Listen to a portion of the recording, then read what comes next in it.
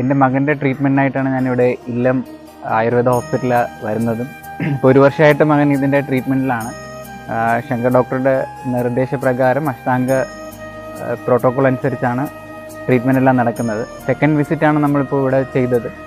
ആദ്യത്തെ ട്രീറ്റ്മെൻറ്റ് കഴിഞ്ഞ് 6 മാസം കഴിഞ്ഞ് വീണ്ടും നമ്മൾ ആ മെഡിസിൻ എല്ലാം കണ്ടിന്യൂ ചെയ്തു. അത് കഴിഞ്ഞിട്ട് ഇപ്പോൾ വീണ്ടും ഇവിടെ ഇല്ലത്ത് വന്നു. അപ്പോൾ ആദ്യത്തെ ട്രീറ്റ്മെൻറ്റിൽ തന്നെ അവന് ഒരുപാട് ചേഞ്ചസ്, നമ്മൾ പാരൻസിനെ മനസ്സിലാക്കാൻ കഴിയുന്നതിൽ കൂടുതൽ അവന് ചുറ്റുമുള്ള ആൾക്കാർ അവനിലുള്ള ചേഞ്ചസ് കണ്ടു മനസ്സിലാക്കി.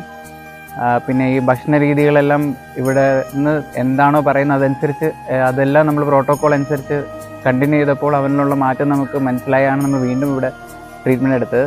ശങ്കർ ഡോക്ടർ എന്ത് കാര്യങ്ങൾക്കും നമുക്ക് നിർദ്ദേശങ്ങൾ തരുന്നുണ്ട്. അപ്പോൾ അതിനനുസരിച്ച് നമ്മൾ പ്രോട്ടോക്കോൾ അനുസരിച്ച് നമ്മൾ മുന്നോട്ട് പോയി. ഇപ്പം അവനിൽ ഒരുപാട് ചേഞ്ചസ് നമുക്ക് ഫീൽ ചെയ്യുന്നുണ്ട്.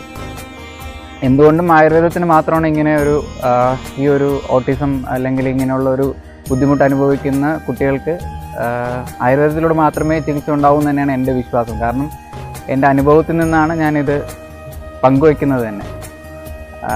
ഇത് കാണുന്നവർ ഉറപ്പായിട്ടും നിങ്ങൾ എത്രയും പെട്ടെന്ന് ഈ കുട്ടികൾക്ക് കൊടുക്കാൻ പറ്റുന്ന ഏറ്റവും വലിയ ഗിഫ്റ്റാണ് ഈ ആയുർവേദ ട്രീറ്റ്മെൻറ്റും. പ്രത്യേകിച്ച് ഈ ഇല്ലത്തിൽ അതിൻ്റെ കറക്റ്റ് പ്രോട്ടോക്കോൾ അനുസരിച്ച് അവരെല്ലാ കാര്യങ്ങളും ചെയ്ത് കുട്ടികളിൽ ഉണ്ടാവുന്ന കൂടെ തെറാപ്പിയും അതിനുള്ള നിർദ്ദേശങ്ങളും തരുന്നുണ്ട്. നമുക്ക് എന്തൊക്കെ തെറാപ്പിയാണ് ഏതൊക്കെ രീതിയിൽ കൊടുക്കണമെന്നുള്ള ഇതെല്ലാം തരുന്നുണ്ട്. ഫുഡിൻ്റെ ആ ഒരു രീതി, പിന്നെ മെഡിസിന്, പിന്നെ ഇവിടുത്തെ ഭക്ഷണം. ആദ്യം ഫസ്റ്റ് വന്നപ്പോൾ മോന് കുറച്ച് ബുദ്ധിമുട്ടുണ്ടായിരുന്നു. പക്ഷെ അത് വീട്ടിലും നമ്മൾ പരിശീലിപ്പിച്ച് ഇവിടെ വന്ന് വീണ്ടും അവന് ഇത്തവണ അങ്ങനെ ഒരു പ്രശ്നമൊന്നും ഉണ്ടായിരുന്നില്ല.